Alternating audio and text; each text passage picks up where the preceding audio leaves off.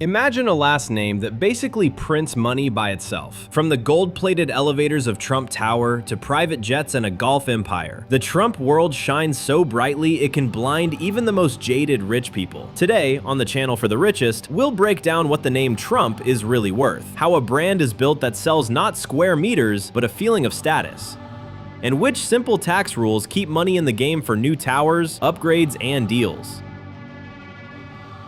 We'll trace the path from Donald's first steps in real estate behind his father, all the way to the billion-dollar portfolios of his daughter and the global expansion led by his son Eric. You're about to see how the shiny machine called the Trump dynasty actually works. Welcome to the channel for the richest. Luxury life. The Trump family fortune. According to Forbes, President Donald Trump's net worth is estimated at around $7.5 billion. And the family's combined wealth may exceed $8.6 billion. Lovers of luxury, the Trumps own a real estate empire, a private aviation fleet, and a wardrobe that could make fashionistas faint. From a young age, Donald was thrown into the whirlwind of construction sites and deals. He followed his father Fred like a stubborn duckling, learning business on the front line. Fred, strict and demanding, drilled discipline, hard work, and ambition into his kids with the precision of a professional instructor. At 13, Donald was sent to the New York Military Academy. He excelled in both academics and sports, rose to captain, and mastered the art of polished boots and a commanding voice.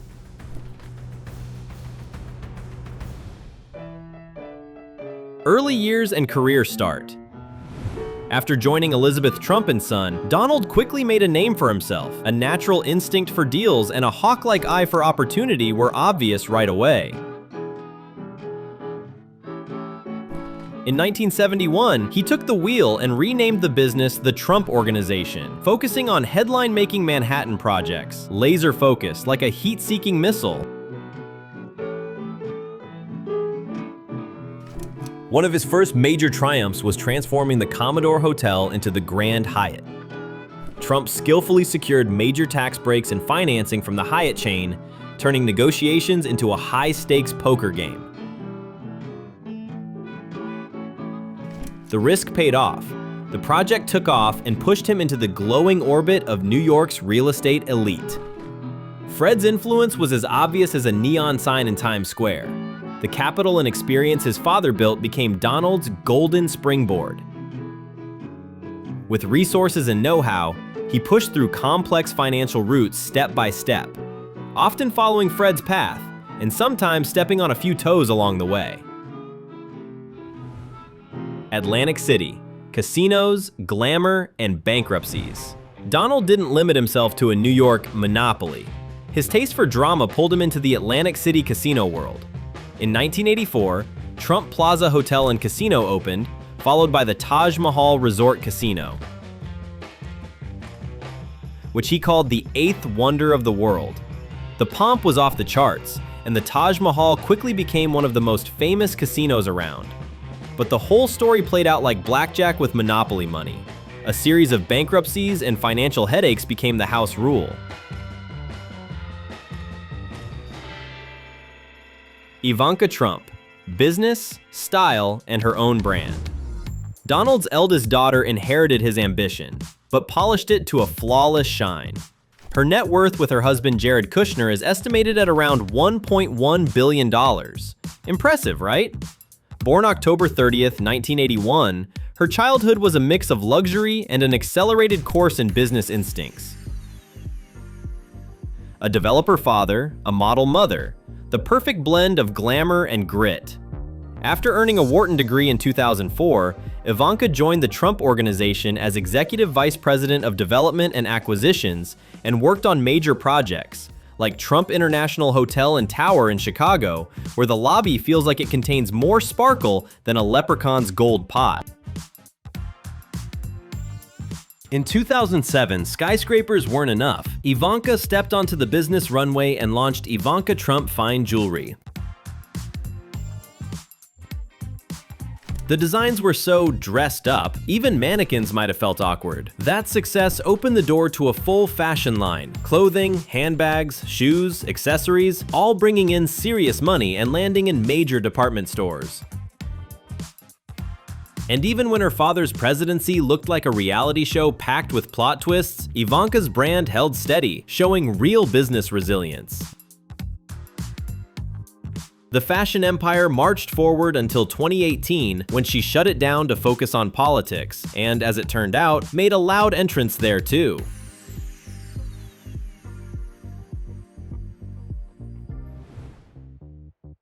Tiffany Trump, a quiet player with a solid bet. Tiffany, Trump's second daughter, is often called the most low-profile Trump, but she's walking her own path. Her career is like a buffet: different business initiatives, the ability to juggle interests and goals. All of it adds weight to her personal capital. In 2011, Tiffany tried pop music with the single "Like a Bird." It didn't soar up the charts, but it was a bold jump into entertainment. A cameo on The Apprentice gave her a taste of reality TV fame and proved she could carry the drama of the Trump brand with confidence. Then came a plot twist: law. In 2020, Tiffany graduated from Georgetown University Law Center. She speaks sparingly about her legal career, like a sealed case file. But the degree opens doors to high-paying positions, from top law firms to corporate legal departments. On social media, she carries real influence. Hundreds of thousands of Instagram followers. Travel, fashion, polished lifestyle. That kind of content pulls in brand deals and sponsorships where likes turn into real contracts. And it's not only about celebrity life. Tiffany supports charitable projects, education, helping children, which strengthens her public image and opens partnerships with foundations and socially responsible brands. Another headline chapter: her relationship with Michael Boulos, heir to a major Nigerian conglomerate. Their engagement in January 2021 sparked waves of talk about combined wealth, like an episode of Rich and Famous Life. Her net worth is estimated at around $10 million, a mix of inheritance, personal wins, and smart public positioning. Quiet Trump? Maybe, but Tiffany's path is ambition, adventure, and a pinch of reality show energy. Eric Trump, development and brand expansion. As executive vice president of the Trump Organization, Eric Trump has notably expanded the family's business empire. One of his first major projects was Trump International Hotel and Tower in Chicago, a 92-story skyscraper, one of the tallest in the US. Eric oversaw development, worked with architects, contractors, and city officials, and brought the project to a successful launch. The hotel and tower opened in 2008 and quickly became a symbol of luxury and that Trump standard. Next came the hotel division. Under Eric's leadership, the portfolio grew into a network of luxury hotels and resorts. A key pride point was the Trump International Hotel in Washington, D.C. A historic building just a few blocks from the White House was transformed into a top-tier hotel. A meticulous restoration was completed in 2016, and the place immediately became a favorite for high-profile guests and major events. Another area where Eric made a serious bet: golf. Under the Trump Organization are multiple world-class venues: Trump National Doral in Miami, Trump Turnberry in Scotland, Trump International Golf Links in Ireland. Eric's passion for golf plus business drive elevated these properties and drew players from around the world. But Eric isn't just operations. He's involved in strategy, working closely with his brother Don Jr. and sister Ivanka. Together, they manage a diversified asset portfolio and hunt for growth opportunities globally. The most discussed direction in recent years is international expansion, especially into the Persian Gulf. Eric promoted major deals with developers in the UAE and Saudi Arabia. These moves expanded the Trump Organization's global footprint, but also raised questions about potential conflicts of interest due to his father's political career. Critics argued foreign involvement could influence US policy. Eric's response was direct: the deals are transparent and legal. Either way, he consistently shows a drive for results and loyalty to the brand reputation. Luxury, no compromises.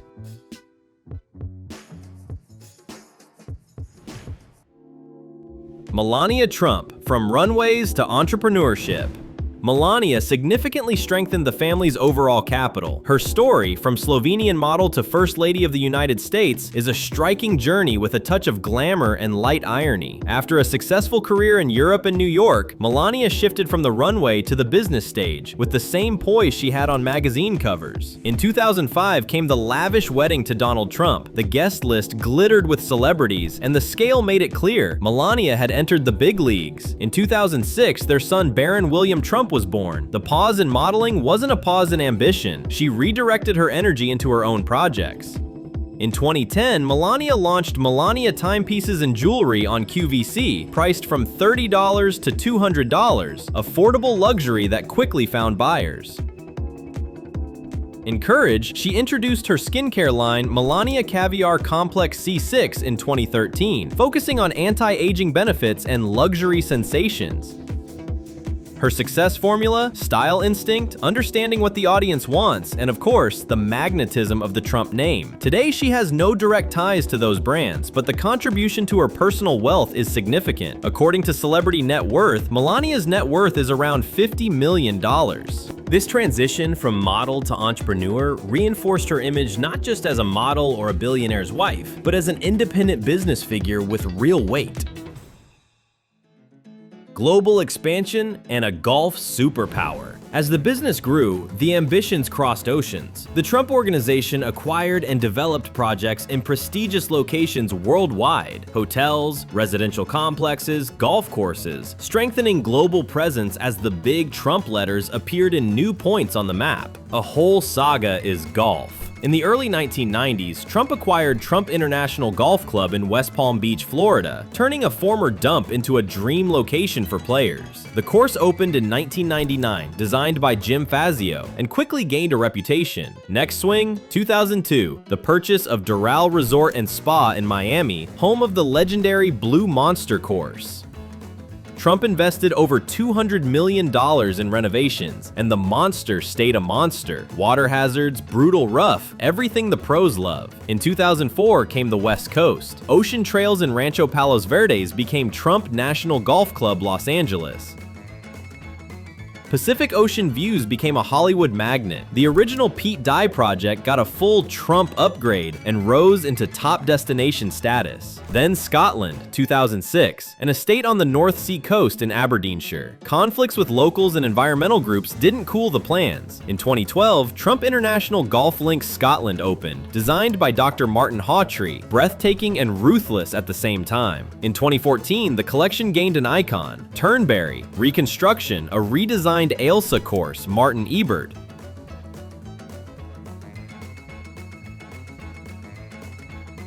Praise and controversy went hand in hand. Also in 2014, Ireland, the purchase of Doonbeg, renamed Trump International Golf Links and Hotel Doonbeg.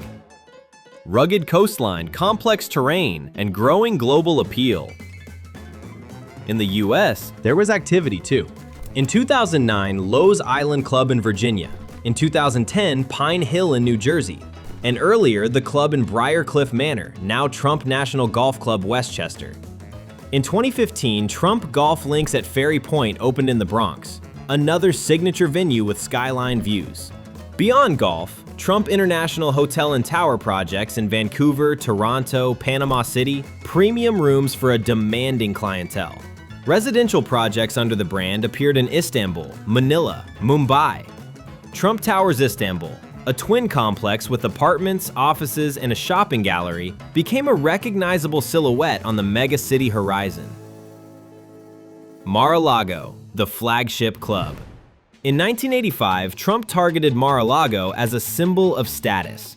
The first asking price, $28 million, didn't go through, but the market cooled, and he bought it for $5 million plus another $3 million for antiques and furniture from Marjorie Merriweather Post.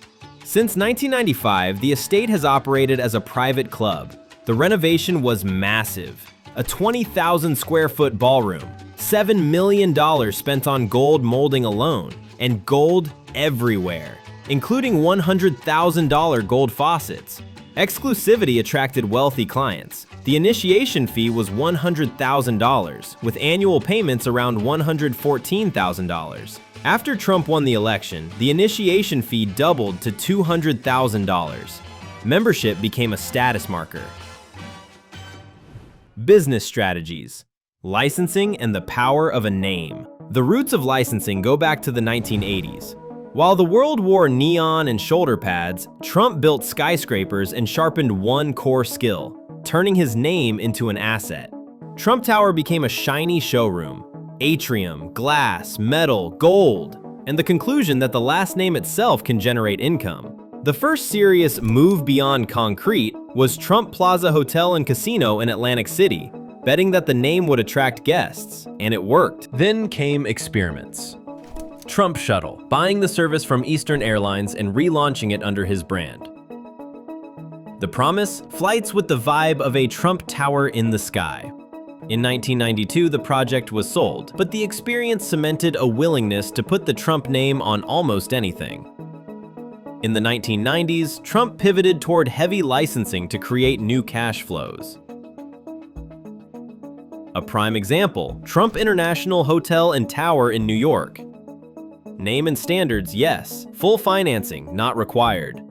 The building gets the brand, Trump gets royalties and an upgraded image. In the 2000s, the line expanded. Trump Home, 2007, furniture and decor. Trump Ice, bottled water. And of course, The Apprentice, 2004. A cultural phenomenon that boosted recognition and converted it into demand for licensed products and properties. The camera worked for the brand, and the brand worked for the cash register. How to keep more capital, Trump-style tips. The idea is simple: legally pay less in taxes and keep more money for new properties, upgrades, and deals. Number 1, depreciation. What it is, the government allows you to write off the cost of a building and parts each year, as if the property is aging and wearing out. Why it matters? Less paper profit means less tax.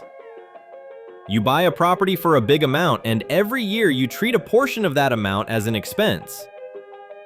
In reality, the building can rise in value and look richer than ever, but on paper, part of its cost has already been used up.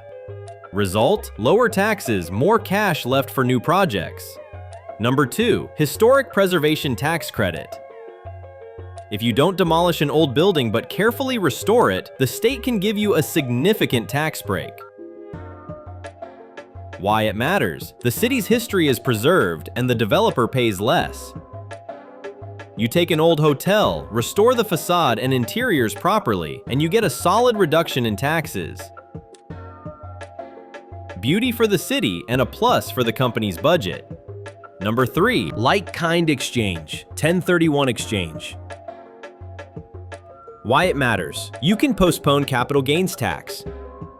You sell a building, buy another property, and you don't pay tax on the profit right now. The money stays in the game, the portfolio grows, and the tax comes later, when you eventually decide to truly cash out. The takeaway is simple: when you legally move part of a building's cost into wear and tear, restore historic classics and get credits, and swap one property for another without immediate tax, you're not hiding money, you're working smarter. Instead of taxes evaporating, the cash stays in circulation for new towers, luxury apartments, massive upgrades, and the next round of deals. That's how capital doesn't just hold steady, it grows fast. If you enjoyed this episode, you can check out our previous releases about Donald, Melania, and Baron Trump, dive deeper into their rise to the top, or watch our other incredible episodes on the channel for the richest. Thanks for watching.